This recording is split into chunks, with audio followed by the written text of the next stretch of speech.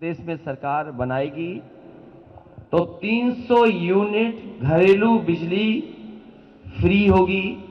साथ ही साथ हमारे किसानों के लिए सिंचाई मुफ्त होगी, किसानों को कोई पैसा सिंचाई का देना नहीं पड़ेगा। इसी तरह लगातार कर्मचारी जो सरकारी हैं, समय समय पर पुरानी पेंशन को बहाल करने के लिए और पुरानी पेंशन की लागू करने के लिए लगातार वो आंदोलन कर रहे थे। लगातार वो पॉलिटिकल पार्टीज के लोगों से समय समय पर मिले हैं। समाजवादी पार्टी ने तय किया है सरकार बनने के बाद गठबंधन की सरकार जो होगी उसमें जो पुरानी पेंशन बहाल हमारे कर्मचारी चाहते हैं, समाजवादी सरकार बनने पर पुरानी पेंशन बहाल करने का काम किया जाएगा। किसान लगातार आंदोलन करता है। जो गन्ना का भुगतान है, समय समय पर किसान को मिलों के सामने या अधिकारियों के सामने धरना देना पड़ता है, सरकार तक अपनी आवाज पहुंचानी पड़ती है। इसलिए समाजवादी पार्टी ने तय किया है कि किसी तरह का अगर कॉर्पस फंड बनाना पड़ेगा, फार्मर्स कॉर्पस फंड बना करके हमारे किसानों को कभी भी धरना नहीं देना पड़ेगा। 15 दिन के अंदर उनका भुगतान कराने का काम सरकार में होगा, जिससे कि किसानों के बीच में सीधा सीधा धन पहुंचे, उनके गन्ने का भुगतान हो जाए। इसके साथ साथ बहुत और योजनाएं भी हैं जिनको हम लोग सरकार बनने पर लागू करेंगे। एमएसपी का सवाल है, एमएसपी को निश्चित करेंगे कि हर फसल की एमएसपी मिले, और साथ ही साथ खरीद से लेकर के और मंडी को अगर पहले से व्यवस्थित करेंगे तो हमारे किसानों को लाभ होगा। जहां मैं आज सहारनपुर में आया हूं, सहारनपुर यहां के चीनी के लेकर के, गन्ने का लेकर के अपने आप में एक स्थान तो है ही है, लेकिन लकड़ी को लेकर के मैं समझता हूं उत्तर प्रदेश में या देश में इतना बड़ा काम या इतने बड़े पैमाने पर एक्सपोर्ट कहीं नहीं होता हुआ जितना लकड़ी का कारोबार सहारनपुर से होता है। मैं भरोसा दिलाना चाहता हूं यहां के कारीगरों को, यहां के कारोबारियों को कि समाजवादी सरकार बनने पर would craft development export promotion forum बनाई जाएगी, जिससे कि जो कारोबार है उसकी मदद कर सकें, कारीगर की मदद कर सकें। समय समय पर अगर कारीगरों को ट्रेनिंग देनी पड़ेगी, क्योंकि आज इंटरनेशनल स्टैंडर्ड्स या इंटरनेशनल जो डिजाइन से लगातार बदल रही हैं, उनके लिए भी अगर कारीगरों को समय समय पर ट्रेन करने के लिए व्यवस्था बनानी पड़ेगी तो समाजवादी सरकार में उनको मदद करने का काम करेंगे। इसी तरीके से दुनिया में बहुत सारी एग्जीबिशंस होती हैं, क्योंकि हमारा कारीगर, छोटा कारोबारी उन एग्जीबिशंस तक नहीं पहुंच पाता है, उनके अनुभवों को अपने साथ नहीं जोड़ पाता है। इसलिए अगर एग्जीबिशंस के लिए भी कारीगर और कारोबारियों को सरकार की तरफ से सपोर्ट करना पड़ेगा, तो सपोर्ट करने का काम समाजवादी सरकार में होगा। वहीं मैं ये कह सकता हूं, वुड कार्विंग को लेकर के जो मशीनों को देने का काम है, चाहे वो हमें स्टेट गवर्नमेंट से मदद करनी पड़े या कोई फाइनेंशियल सपोर्ट करना पड़े, तो वुड कार्विंग की अगर मशीन्स को लेकर के गवर्नमेंट के लेवल पे भी अगर मदद करनी पड़ेगी तो करने का काम करेंगे। एक्सपोर्ट ज़्यादा से ज़्यादा हो, क्योंकि वर्ल्ड ओवर पहले से यहाँ के एक्सपोर्टर्स और कारोबार करने वाले दुनिया के बहुत सारे देशों में पहले से ही भेजते हैं, डिमांड बहुत है। इस तरीके से जो इंटरनेशनल चीज़ें बदल रही हैं, डिज़ाइंस बदल रही हैं, बहुत सी चीज़ें बदल रही, इसलिए समाजवादी पार्टी ने तय किया है कि would craft development export promotion form बना करके इनको सपोर्ट और मदद करने का काम समय समय पर होगा। ये सहारनपुर, जहां मां शाकुंभरी देवी का मंदिर है, एक ऐसा स्थान है जहां पर न केवल उत्तर प्रदेश बल्कि आसपास के प्रदेशों की और देश के कई लोग आते हैं। मैं भरोसा दिलाता हूं कि जो भी विकास कार्यों में अगर जोड़ करके हमें करना पड़ेगा तो विकास को आगे ले जाने का काम, जहां एक तरफ मां शाकुंभरी देवी का शक्तिपीठ है, वहीं दूसरी तरफ देवन है, तो तो ये कहीं ना कहीं हमारे जो गंगा जमुनी तहजीब का है, जो हमारी मिली जुली तहजीब है, जो संस्कृति है, उसको आगे बढ़ाने के लिए और सहारनपुर के लिए विकास के लिए अगर विशेष हमें करना पड़ेगा तो समाजवादी सरकार में हम लोग विकास को आगे बढ़ाने का काम करेंगे। स्वास्थ्य की लेकर के बहुत लोग चिंतित हैं। कारीगरों को या आम लोगों को या सहारनपुर के लोगों को अपने इलाज और दवाई के लिए दूसरे प्रदेशों में भी जाना पड़ता है। कई बार एम्स है वहां तक जाते हैं, दूसरी तरफ पीजीआई है वहां तक पहुंचते हैं।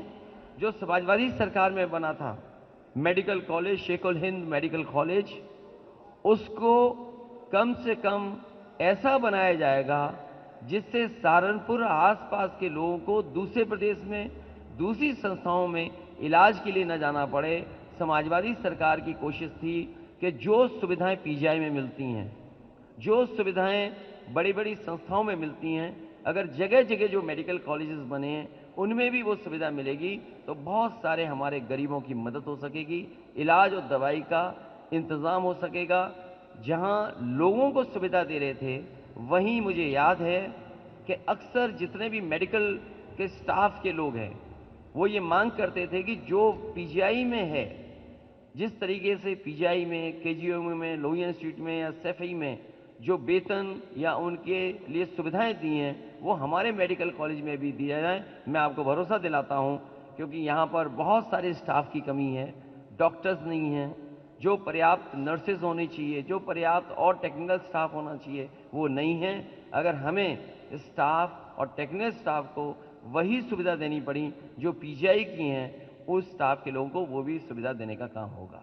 मैं इन्हीं शब्दों के साथ यहां पर जो भी हमारे पार्टी के प्रत्याशी हैं, उमर अली खां जो चुनाव लड़ रहे हैं बेहट से, मैं उनके लिए, डॉक्टर धर्म सिंह सैनी जो मंत्री रहे हैं, बहुत ही पुराने नेता हैं, अपने समाज में उनका एक अपना स्थान है, अपना सम्मान है, मैं डॉक्टर धर्म सिंह सैनी जी के लिए, आशु मलिक जी के लिए, कार्तिक राणा जो देवबंद से चुनाव लड़ रहे हैं, इंद्रसेन चौधरी जी उनके लिए, विवेकांत उनके लिए, और संजय गर्ग जो समाजवादी पार्टी के हमारे व्यापार प्रकोष्ठ के भी अध्यक्ष हैं, व्यापार सभा के भी अध्यक्ष हैं। मैं इन सभी प्रत्याशियों को आपके माध्यम से जनता से मैं सहयोग, समर्थन और ये अपील करता हूं कि इन्हें ऐतिहासिक वोटों से जिताएं। वहीं मंच पर हमारे साथ इमरान मसूद हैं जो हाल ही में समाजवादी पार्टी के साथ जुड़े हैं, मैं इनका भी धन्यवाद देता हूं। डॉक्टर रागिब अंजुम जिलाध्यक्ष हैं समाजवादी पार्टी में, उनका धन्यवाद देता हूं। मसूद अख्तर साहब जो समाजवादी पार्टी के साथ जुड़े हैं, मैं उनका भी धन्यवाद देता हूं। राव केसर सिंह जी हैं, मैं उनका भी धन्यवाद देता हूं। चौधरी लोकदल के जिलाध्यक्ष हैं, मैं उनका धन्यवाद देता हूं। चौधरी धीर सिंह जी हैं, मैं उनका धन्यवाद देता हूं। मनोज चौधरी जी का धन्यवाद। और जिनका नाम छूट रहा है, मैं सभी से कहता हूं कि ये समय ऐसा है जिसमें सबके सहयोग की जरूरत है, क्योंकि लोकतंत्र बचाना है, संविधान बचाना है, उत्तर प्रदेश के भविष्य का चुनाव है। भारतीय जनता पार्टी जिस दिशा में चुनाव को ले जाना चाहती है, वो अपनी उपलब्धियां नहीं बताना चाहते हैं, वो आरोप को लगा रहे हैं। और मैंने देखा है कि जितना बड़ा भारतीय जनता पार्टी का नेता है उतना बड़ा झूठ बोल रहा है। अगर भारतीय जनता पार्टी का छोटा नेता है तो छोटा झूठ बोल रहा है, उससे बड़ा नेता है तो उससे बड़ा झूठ बोल रहा है, सबसे बड़ा नेता है तो सबसे बड़ा झूठ बोल रहा है। और जिस तरीके से भारतीय जनता पार्टी लगातार झांसा दे रही है, झगड़ा लगाने का काम कर रही है और झूठ बोल रही है, भारतीय जनता पार्टी को अपना नाम भी बदल लेना चाहिए, भाजपा की जगह भाजपा करना चाहिए।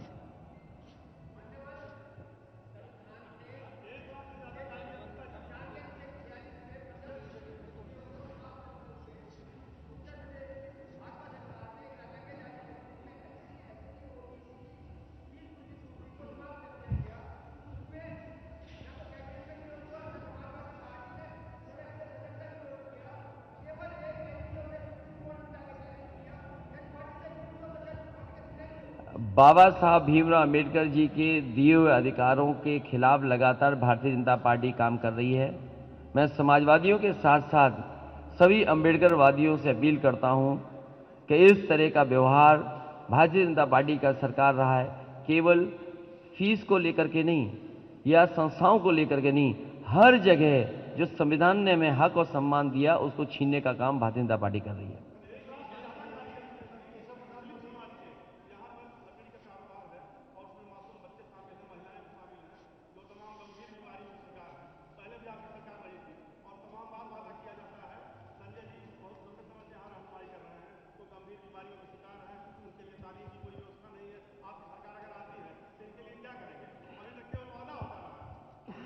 मुझे खुशी है इस बात की कि आप ये बात को उठा रहे हैं। मैं आपको भरोसा दिलाता हूं, कारीगरों को और कारीगरों के परिवार के लोगों को इलाज और उनके सामाजिक या उनको सोशल सिक्योरिटी की देने की बात होगी तो समाजवादी पार्टी अलग से पॉलिसी ला करके इन कारीगरों को और इनके कारीगरों के परिवार को स्वास्थ्य और सामाजिक शिक्षा को लेकर के इन सभी चीजों का ध्यान रखते हुए पॉलिसी लेकर के आएंगे।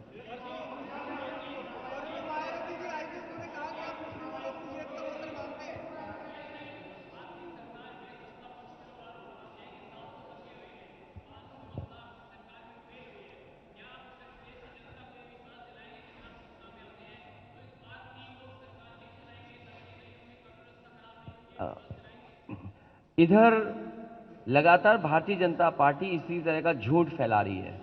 इसीलिए मैंने कहा कि भारतीय जनता पार्टी का अगर छोटा नेता है तो छोटा झूठ बोल रहा है, अगर बड़ा नेता है तो बड़ा झूठ बोल रहा है। अभी हाल ही में देश के गृह मंत्री ये कह रहे हैं कि जो पैसा निकला था वो समाजवादियों का था, इत्र व्यापारी वाला। इससे बड़ा झूठ क्या और हो सकता है जब देश के बड़े बड़े पदों पे बैठे लोग झूठ बोल रहे हों। इसीलिए मैं आपसे कहता हूं, इधर तो मैं किसी पत्रकार साथी को ईमानदार भी नहीं बोल सकता। अगर मैं ईमानदार बोल दूं तो हो सकता झगड़ा हो जाए। मुझे खुशी है इस बात की, हाल ही में बीबीसी ने एक फैक्ट चेक किया कि जो भारतीय जनता पार्टी के नेता बड़ी बड़ी बातें कर रहे हैं, क्या ये सच बोल रहे हैं? हम और आप सरकार के आंकड़ों पर भरोसा करते हैं और सरकार के अपने विभाग पर जो एनसीआरबी का आंकड़ा कहता है वो कुछ और तस्वीर दिखाता है। इसीलिए मैं खुशी है इस बात की कि बीबीसी ने अभी हाल ही में एक स्टोरी की और उसमें पूरे फैक्ट चेक कर करके बताए कि आखिरकार कानून व्यवस्था कहां खड़ी है। भारतीय जनता पार्टी से ज्यादा झूठ बोलने वाली पार्टी कोई नहीं है। आज देश में सबसे ज्यादा असुरक्षित महिलाएं अगर कहीं हैं तो उत्तर प्रदेश में। देखिए, मायावती जी के साथ हमारा गठबंधन था और गठबंधन के ही प्रत्याशी आज जीते हैं। यहां से लोकसभा का सांसद समाजवादी पार्टी और बहुजन समाज पार्टी के दोनों गठबंधन का प्रत्याशी है। इसलिए आपको ये सवाल पूछना नहीं चाहिए, आपको सवाल उन्हीं से पूछना चाहिए कि जो सबसे जिस जगह आप बात कर रही हैं, अगर सहारनपुर में उन्होंने ये बात कही है तो सहारनपुर में समाजवादी पार्टी और आरएलडी के ही तो प्रत्याशी जीते हैं। वो आरएलडी कह रहा हूं मैं, बसपा के लोकसभा के सांसद कौन है? और एक समय पर ऐसा था जब लोकसभा में एक भी मुस्लिम लोकसभा में नहीं पहुंच पाया था। उस समय उपचुनाव में कैराना से किसी ने भेजा था लोकसभा में तो समाजवादी पार्टी ने और आरएलडी ने मिलकर के भेजा था। अरे सबसे बड़े माफिया आप जानते हो कौन है? आपको नहीं पता सबसे बड़ा माफिया कौन है? उत्तर प्रदेश में कभी ऐसा नहीं हुआ होगा कि किसी मुख्यमंत्री पे इतनी गंभीर धाराएं लगी हों। मुख्यमंत्री पे धाराएं, डिप्टी सीएम पे धाराएं, और सबसे ज्यादा अपराधी मामलों में जिन पे आरोप है, सबसे बड़ी सूची अगर कहीं जारी हुई तो भारतीय जनता पार्टी की। उनके तमाम ऐसे लोग हैं जो जिन पर गंभीर आरोप हैं, वो उनको टिकट दी है। योगी बाबा का आदेश है। सॉरी, नहीं, मैंने इसलिए डिग्री का जज नहीं किया क्योंकि मेरा कोर्स वर्क था। वो कोर्स वर्क मैंने किया है, वो मैं अलग से दे दूंगा। मेरी जो डिग्री है वो एसजेसी मैसूर की है। मेरा कोर्स वर्क है ऑस्ट्रेलिया का है। मेरी स्कूलिंग है सैनिक स्कूल की है, मिलिट्री स्कूल की। हाँ, ये बहुत महत्वपूर्ण सवाल उठा रहे हैं हमारे साथी। हमारे साथी जो सवाल उठा रहे हैं, मैं अच्छा हुआ आपने बता दिया, मेरे दिमाग से निकल जाती बात। अभी आगरा में फतेहाबाद को लेकर के एक बड़ा सवाल है, मैंने भी उस बात को रखा है, पार्टी भी रखेगी, और मैं कल प्रेस में भी ये बात कहूंगा और आज आपके सामने कह रहा हूं। एक को वोट डालना था, अधिकारी आए और उस विकलांग नौजवान ने कहा कि अधिकारियों ने वोट डाल दिया। जब गांव के लोगों ने घेरा और जब पूछताछ की तो अधिकारी को वो पहचान लिया कि ये अधिकारी है, और फिर दूसरी टीम गई अधिकारियों की वोटर्स को समझाने। वो ये कह रहे हैं कि अरे एक ही वोट तो खराब पड़ गया है, एक ही वोट की तो बात है। मैं चुनाव आयोग से आपके माध्यम से कहूंगा कि ये हेरा फेरी अधिकारी कर रहे हैं, और मैंने पहले दिन से कहा कि कई ऐसे अधिकारी हैं जो भारतीय जनता पार्टी के कार्यकर्ता बन के काम कर रहे हैं। मैंने समय समय पर शिकायत की है, पार्टी ने समय समय पर शिकायत की है, और शिकायत पर अभी तक कोई कार्रवाई नहीं हुई है। जो अधिकारी सरकार को खुश कर रहे थे उन्हें इनाम दिया गया टिकट का। जो अधिकारी सरकार को खुश कर रहे थे अपनी नौकरी में रहते रहते, नौकरी करते करते, उन्हें सरकार टिकट दे रही भारतीय जनता पार्टी। अगर एक वोट पे छीना झपटी हुई है, मुझे याद है राकेश टिकैत जी भी कुछ दिन पहले कह रहे थे कि कुछ हेराफेरी हो रही है। ललितपुर से लेकर के सहारनपुर तक आप जानकारी कर लें कि कई लोगों के इन्होंने पहले से वोटर आईडी कार्ड ले लिए हैं वोट डलवाने के लिए, और अधिकारी जो छोटे अधिकारी उन पर दबाव बना रहे हैं कि अगर उनकी मर्जी से वोट नहीं दोगे तो आपके खिलाफ कार्रवाई होगी। ये शिकायत चुनाव आयोग को करेंगे। हमें उम्मीद है कि ये मामला जो सामने आया है कि एक वोट को किस तरीके से अधिकारियों ने मिलकर के बैलेट पे ठप्पा बीजेपी का मरवा दिया, इन ऐसे अधिकारियों को अगर चुनाव आयोग टर्मिनेट नहीं करेगा तो न जाने कितने अधिकारी इस तरह का वोट डलवा लेंगे।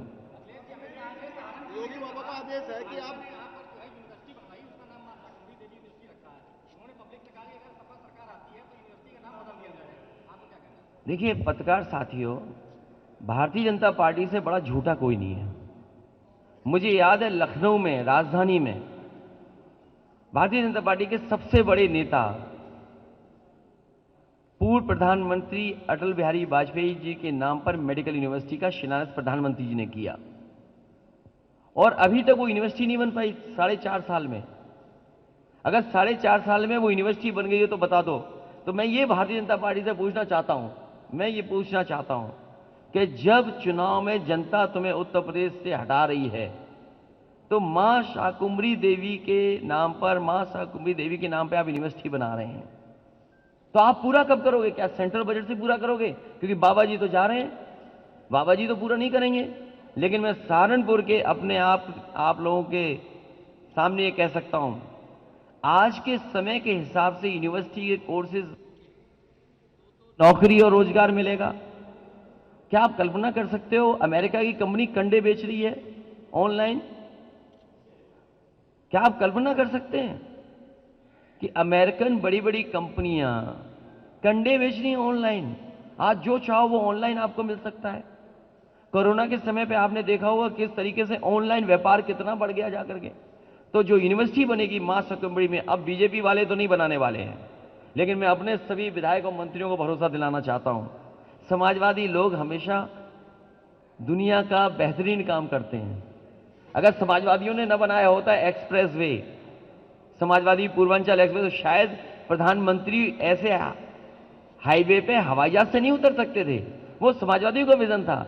इसलिए मां शाकुंभरी देवी के नाम पर जो यूनिवर्सिटी बन रही है, भारतीय जनता पार्टी धोखा देने के लिए यूनिवर्सिटी बना रही है, जो अपने नेता के नाम पर यूनिवर्सिटी नहीं बना पा रहे। आज भाजपाइयों से पूछेगा कि अगर समाजवादियों ने लोहिया इंस्टीट्यूट न बनाई होती तो उसके 9th फ्लोर पे यूनिवर्सिटी चल रही है। इनका वाइस चांसलर रोता है सुबह शाम कि बताओ हमें वाइस चांसलर बना दिया और 9th फ्लोर पे बैठा दिया, वो भी राम मनोहर लोहिया लॉ इंस्टीट्यूट में, वो राम मनोहर लोहिया मेडिकल यूनिवर्सिटी में। तो इनसे क्या उम्मीद करोगे आप? और सुनिए, शेखुल हिंद जो मेडिकल कॉलेज है, आप सब यहीं के पत्रकार हैं, आप जानकारी कर लें, सभी डॉक्टरों को गोरखपुर भेज दिया, सभी डॉक्टर्स को, मेडिकल स्टाफ को गोरखपुर ले गए। आखिरकार बाबा मुख्यमंत्री क्यों ले गए वहां गोरखपुर में?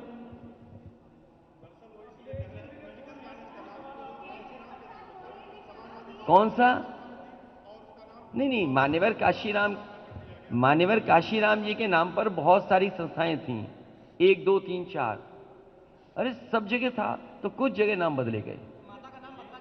नहीं जाएगा। माता के नाम पर जो यूनिवर्सिटी बनी, मैंने इसीलिए कहा आपसे कि उसको और अच्छा कैसे बनाया जाएगा। ये बाबा लोग कुछ जानते भी हैं? अच्छा आप बताइए, आपके यहां टैबलेट बढ़ गया? टैबलेट बटा क्या किसी को?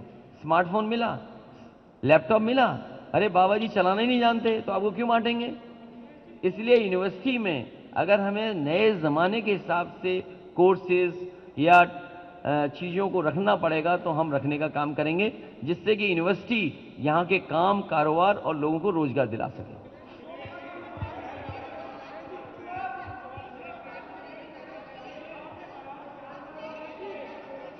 इसके लिए बड़ा प्लान है हमारे लिए। देखिए, कौन से जानवर के लिए? तेंदुआ, टाइगर? नहीं, नाम अगर जानवरों के नाम स्पेसिफिक नहीं करोगे तो फायदा नहीं है ना। सांड को भगाना चाहते हो, उसी के लिए तो हम लोग चाहते सरकार बन जाए,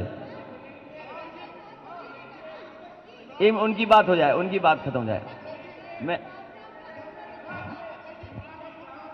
जो हमारे अभी बोल देंगे, जो हमारे साथी बोल रहे हैं कि जानवरों को लेके और खासकर गाय को लेकर के, गौशाला को लेकर के जो फंड्स दिए गए थे, पता नहीं कहां मिसयूज हुए हैं फंड्स, लेकिन हम आपको भरोसा दिला सकते हैं कि जो घोषणा पत्र आ रहा है, गौशाला कैसे चलें, और हालांकि वो शब्द ठीक नहीं है, फाइनेंशियल वायबल कैसे हो, वो शब्द ठीक नहीं है, लेकिन बजट ज्यादा दिया जाए जिससे हमारी गाय मां भूखी और भूख की वजह से जान न जाए, उसके लिए व्यवस्था करेंगे। लेकिन और जो जानवर हैं, वो तो अलग कैटेगरी के हैं। तेंदुआ आ जाते हैं, टाइगर आ जाता है, अगर सड़क पर सांड आ जाता है तो उसके लिए भी कुछ करना पड़ेगा।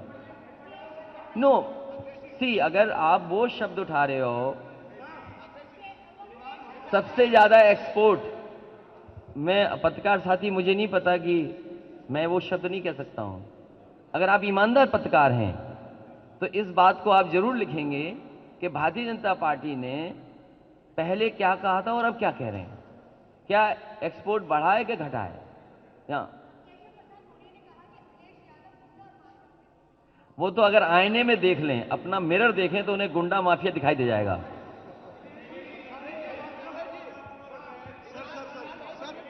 अखिलेश भैया, हम तो तुम्हारे भरोसे हैं। अच्छा, तुमने 1 लाख कारीगरों का सवाल उठाया था, इसलिए मैं तुम्हारे भरोसे हूं। देखिए, ये हमारे पॉलिटिकल, हम जो लोग खड़े और बैठे लोग हैं, इतने तो समझदार आप भी हो भाई, इतने समझदार ये भी हैं, जितने लोग हैं साथ हैं, कि जब तक किसी को पॉलिटिकल सम्मान नहीं मिलेगा वो मन से काम नहीं करेगा। तो जो समाजवादी पार्टी में आ रहे हैं सभी को पॉलिटिकल सम्मान दिया जाएगा, क्योंकि पॉलिटिकल लोग हैं, आखिरकार वो कोई कारोबार तो नहीं करते हैं। भैया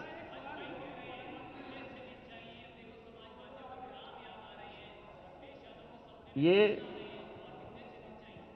मैंने आपसे कहा कि भारतीय जनता पार्टी का जितना बड़ा नेता है उतना बड़ा झूठ बोल रहा है। भगवान हमारे सबके हैं, यहां जितने लोग बैठे हैं चाहे किसी भी धर्म के हों, हर धर्म के लोग अपने भगवान को मानते हैं। मैं क्यों बताऊं कौन से भगवान को मानता हूं? मैं क्यों बताऊं कि मेरे घर में हमारी पत्नी किस भगवान का व्रत रखती हैं? क्या बीजेपी वाले बताएंगे? क्या मुख्यमंत्री जी ये बात बताएंगे? अब उनके लिए कौन व्रत रखेगा? तो ये कोई सवाल नहीं है। ये सवाल ये है कि समाजवादी पार्टी ने कहा कि 22 लाख लोगों को, जो नौजवान हैं, उन्हें क्वालिटी जो, और समाजवादी पार्टी चाहती है कि सहारनपुर के लोग लखनऊ जल्दी पहुंच जाएं। मैं जब तीसरों में गया तो मैंने कहा कि कम से कम वो इंफ्रास्ट्रक्चर बने कि अगर सहारनपुर के लोग 5 साढ़े 5 घंटे में पहुंचना चाहें लखनऊ में तो पहुंच जाएं। ऐसे एक्सप्रेसवे बने। अरे एक्सप्रेसवे की नकल बीजेपी कर रही है। और आपने नहीं देखा जिस समय लॉकडाउन हुआ इसी बॉर्डर पे मजदूर बिहार के और यूपी के, सोचो कितना अपमानित हुए, घंटों उन्हें खड़ा रहना पड़ा, ना वो शौचालय जा सकते थे, ना उनके पास कोई खाना था, और कैसे प्रदेश के लोग बड़ी मजबूरी में, मुश्किलों में, ट्रकों में बैठ बैठ के गए, एक्सीडेंट हो गया, जाने गई लोगों की, क्या मदद की सरकार ने? क्या मजदूरों ने नहीं देखे वो दिन? क्या हम लोग वो बात भूल जाएंगे कि बड़ी संख्या में लाशें गंगा में बह रही थीं, दवाई नहीं थी, बिस्तर नहीं थे आपके लोगों ने? और सहारनपुर में आप जानकारी करिए, उन दिनों न जाने कितने लोगों ने अपने सेविंग से पैसा निकाल करके अपने परिवार के लोगों को इलाज कराया होगा। लोग चंडीगढ़ भागे होंगे, बगल के प्रदेश में भागे, लेकिन हमारे बाबा मुख्यमंत्री इलाज नहीं करा पाए। तो ये कैसे भूल जाएगी जनता? और फिर 700 किसान की शहीद हुए, 700 किसान। बीजेपी बताए कि जिस समय 3 काले कानून लाए थे तो किसानों के हक में क्या क्या था, जब 3 कानून वापस ले लिए तो अब क्या किसानों के हक में है? ये उद्योगपतियों को लाभ पहुंचाने के लिए कोई भी फैसला ले सकते हैं। आप कह रहे हैं बाबा जा रहे हैं,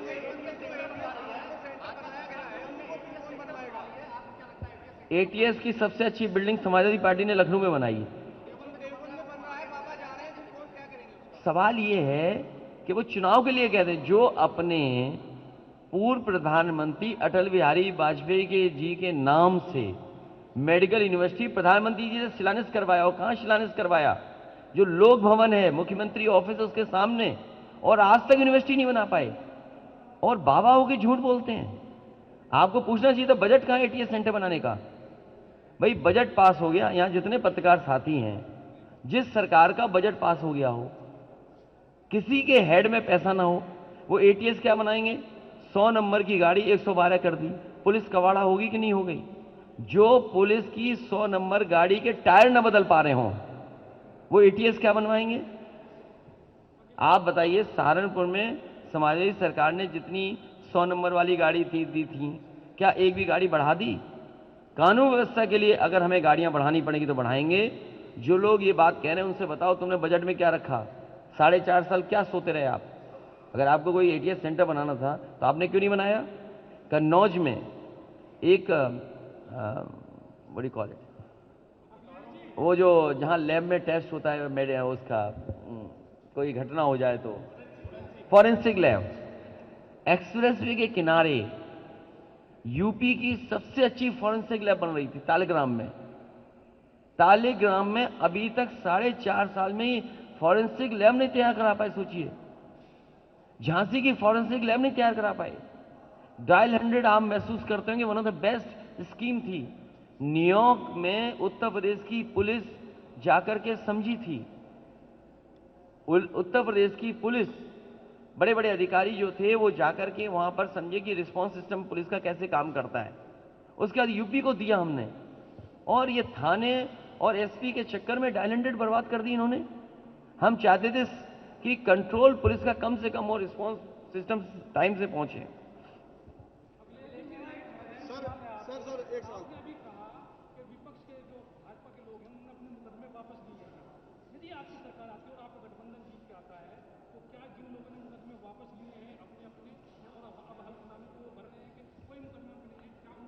अभी मैं नोएडा गया था तो किसी ने पटाखा चला दिया खुशी में, हम पे और जैन चौधरी पे मुकदमे दर्ज हो गए।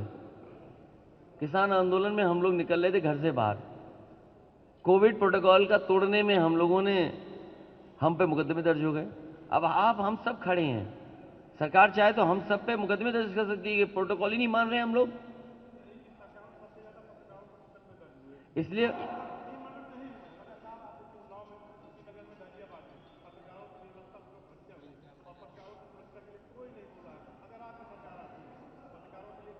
मैं अपने पत्रकार साथी से कहूंगा ये सवाल समय समय, तो इसीलिए मैंने जायसवाल से मैं मिला था और जो मदद कर सकता था मैंने पत्रकारों के समय समय पे की है। समाजवादी सरकार में शायद किसी पत्रकार को इस तरीके से परेशान सरकार के माध्यम से नहीं किया जा सकता था, और न कोई करता था। मैं आपको भरोसा दिलाता हूं कि अगर आपके पास सुझाव कोई है तो जरूर सुझाव देना, जिससे हम उस पर काम कर सकें। लेकिन यही मैं निश्चित कर सकता हूं कि अगर आप कोई भी बात ऐसी लिखते हैं या दिखाते हैं जिसमें लोकतंत्र मजबूत होता है, आप पर कोई मुकदमा, कोई केस दर्ज नहीं होगा। और सुरक्षा के लिए अगर विशेष हमें ये 100 नंबर वाली गाड़ियों में या 100 नंबर वाले सेंटर में कोई व्यवस्था करनी पड़ी, खासकर पत्रकार या बहन बेटी के लिए, तो वो व्यवस्था की जाएगी।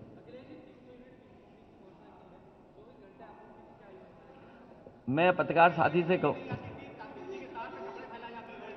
मैंने आपसे क्या कहा भाई, आप पढ़े लिखे हैं, कोई बात मैं कह रहा हूं। सर योगी बाबा का कहना है, आग बोलो। योगी बाबा का कहना है कुछ लोगों की गर्मी ठंडी नहीं है, उसको 10 मार्च के बाद आपको ठंडा कर दिया देखिए, जाएगा। बिजली को लेकर मुझे पता ही नहीं क्या है बिजनौर में, क्या है, कुछ बात होगी बिजनौर में? प्रधानमंत्री जी की आज रैली हैं? कैंसिल हो गई सर। प्रधानमंत्री जी का बिजनौर क्यों? का दौरा था, वो कैंसिल हो गया मौसम खराब की वजह से। उसके अच्छा, लिए मौसम की वजह से? नहीं नहीं, मौसम की वजह से कोई कारण दूसरा होगा, वो पंजाब वाला कारण होगा। तो उसके लिए क्या कहेंगे सर? देखिए, रैलियां अब मैं नहीं बोल सकता हूं इलेक्शन कमीशन की बात को लेकर। जो हमारे पत्रकार साथी बिजली को लेकर कह रहे हैं, समाजवादी सरकार में सबसे ज्यादा बिजली के कारखाने लगे और उन्हीं कारखानों की वजह से आज उत्तर प्रदेश को 24 घंटे, 18 घंटे, 16 घंटे बिजली मिल रही है। मैं ये जानना चाहता हूं बाबा मुख्यमंत्री से कि 12 से लेकर के 17 तक तो लगे कारखाने, 17 से लेकर के 22 तक अगर एक भी बिजली का कारखाना लगाया हो तो हमें बता दो आप।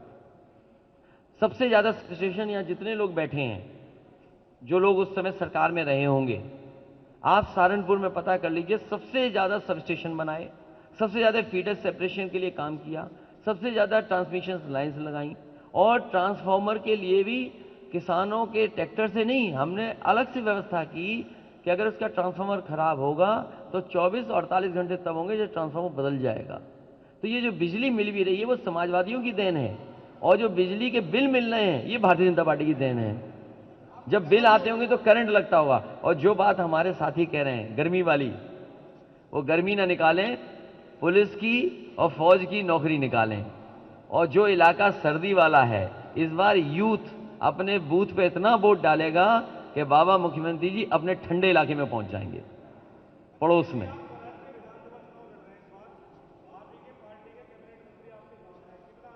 हमारे कैबिनेट मंत्री नहीं हैं, वो घूमने वाले मंत्री हैं, वो सभी दल घूम चुके हैं।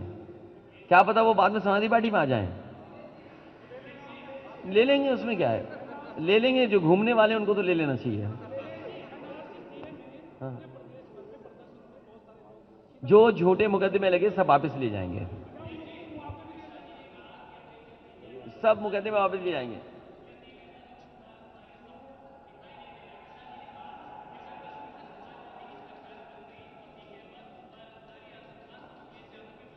मैं आपके सामने बड़ी जिम्मेदारी से कह सकता हूं कि जिन्हें कानून व्यवस्था को तोड़ना है वो समाजवादी पार्टी को वोट न दें।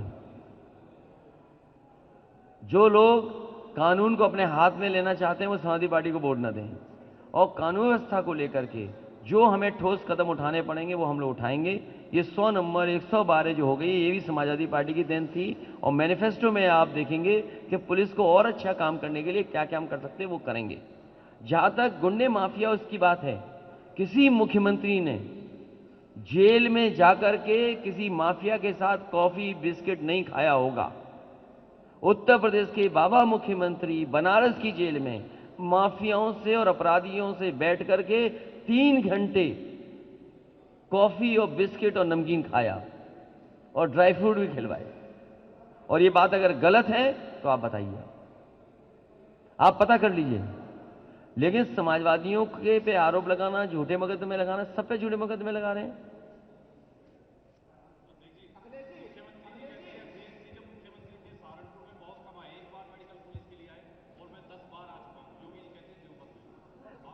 ये हो सकता है गलती हो गई हो मुझसे, लेकिन सबसे ज्यादा काम समाजवादियों ने किया होगा। आप बताइए, मैं एक जमाने में आया था कितनी बार आया मैं, मुजफ्फरनगर टू सहारनपुर वाया देवन, क्या सड़क थी, आप खुद बताइए ना। समाजवादी सरकार से पहले क्या सड़क थी, आप सहारनपुर नहीं आ सकते थे वाया देवन। लेकिन जैसे ही समाजवादी सरकार बनी, आप मुजफ्फरनगर से वाया देवन सहारनपुर कितनी जल्दी आप आ जाते हैं। और मेडिकल कॉलेज बनाया, और मेडिकल कॉलेज का सब स्टाफ गोरखपुर ले गए, ये नहीं बताया मुख्यमंत्री जी ने। सब स्टाफ ले गए, डॉक्टर, नर्स, वार्ड बॉय भी ले गए। अगर इनका बस चलता तो ये मेडिकल कॉलेज भी ले जाते हैं गोरखपुर में। और मैं आता रहूंगा, मैं आपको भरोसा दिलाता हूं, हम कम आए हों लेकिन सहारनपुर की यादें जनरेशन मिस पार्क में आज भी हैं। जितनी भी बेंचें लगी हैं सब सहारनपुर के कारीगरों की बेंचें लगी हैं वहां पर जनरेशन मिस पार्क में, जो करीबन 450 एकड़ का है। और इस मौसम में और इस समय जो लोग आते हैं, कई बार छुट्टियों के दिन लाखों लोग वहां पहुंच जाते हैं। तो इसलिए सहारनपुर में आते रहेंगे, और सहारनपुर को लखनऊ से सीधा जोड़ने के लिए कम से कम 5 घंटे में पहुंच जाएं लोग, वो करेंगे। और सहारनपुर का विकास ठोस करेंगे, अच्छा करेंगे। हमारे जितने लोग हैं इनके सुझाव शामिल कर करके, अगर आपके सुझाव उनको भी शामिल करके कम से कम सहारनपुर को विकास की गति में आगे ले जाएंगे।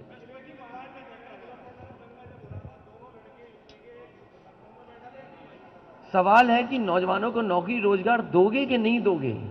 आज यूपी के लोग महंगाई का सामना कर रहे हैं, आय दोगुनी होगी कि नहीं होगी।